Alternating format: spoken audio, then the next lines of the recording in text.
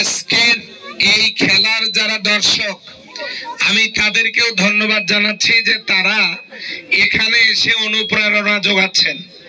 আর খেলবেন ঠিকই, দুই দলের মধ্যে যেন কোনো মারামারি না হয়, বিতর্ক না হয়, কারণ দ্বন্দ্ব ফাসাদ সৃষ্টি করা যাবে না। কথাগুলো কি মনে থাকবে?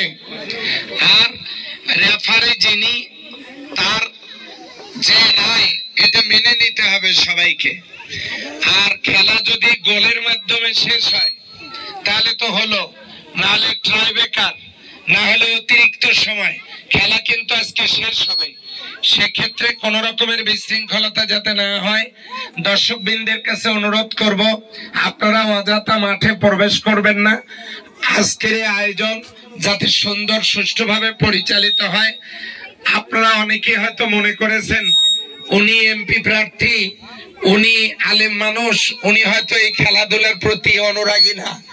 আপনারা আজকে নিজে দেখছেন যে আমি একটা টুর্নামেন্ট উদ্বোধন করতে আসছি, অতএব আমি এগুলোর বিরোধী না। আমিও আছি খেলোয়াড়দের সাথে, আমিও আছি আয়োজকদের সাথে। আমি সবার কল্যাণ কামনা করছি। আজকের টুর্নামেন্ট সফলতায় ভরপুর হোক, সকলের সুস্বাস্থ্য কামনা করে আগামী দিনে আমরা সবাই মিলে এইভাবে মিলেমিশে আমরা খেলাধুলা সহ সব কাজ যেটা কল্যাণকর আমরা পীরগঞ্জে করব। রাজি আছি সবাই? সকলকে ধন্যবাদ জানিয়ে আমি আমার কথা শেষ করছি। আল্লাহ হাফেজ। আজকের এই টুর্নামেন্টের শুভ উদ্বোধন করছি।